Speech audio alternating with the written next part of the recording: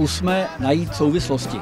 Anglický Birmingham, francouzská Paříž, německý Scheppingen, dvě belgická města Per a Roeselare, holandské Enschede a český Most. Jak se to rýmuje? Britská kapela The Chinelly Brothers v těchto městech odehraje 7 koncertů mezi 16. a 27. květnem.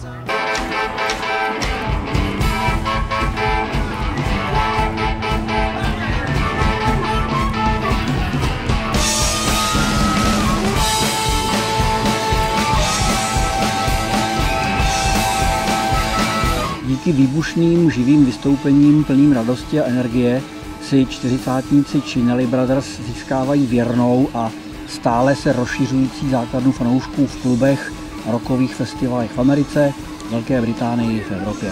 Chinelly Brothers vydali doposud 4 alba, poslední studiové Almost Exactly nahráli ve Woodstocku ve státě New York. Vyšlo letos v lednu a pokřtěno bylo před 800 pozvanými VIP hosty v newyorském exkluzivním klubu Cutting Room. Tady svoje desky mimochodem křtili třeba Billy Joel, Madonna, U2, Springsteen, Sting, Lady Gaga. A mimochodem majitelem toho klubu je Chris Knott, čili pan Božský ze seriálu Sex ve městě.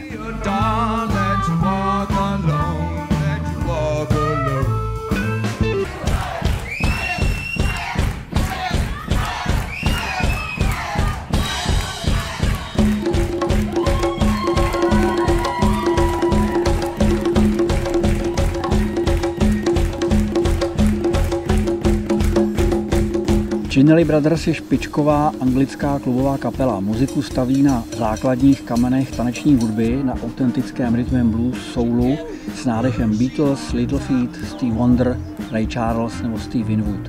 V Mostě jsme to ovšem už mohli poznat. V říjnu 2022, když na Benďáku hráli, a to měsíc po svém vítězství v britském nominačním kole a 2 měsíce před soutěží v americkém Memphisu The International Memphis Challenge. To je obdoba evropské Eurovize, kterou sledují v Americe stovky milionů diváků. Tady bohužel nevyhráli, když ze 145 soutěžících ze 40 zemí skončili až druzí.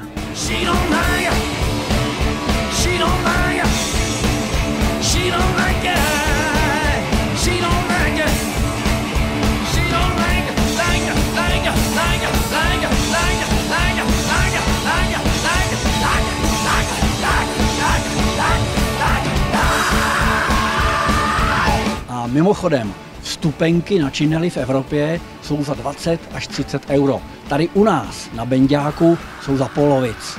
Tak si to nenechme ujít. Ahoj.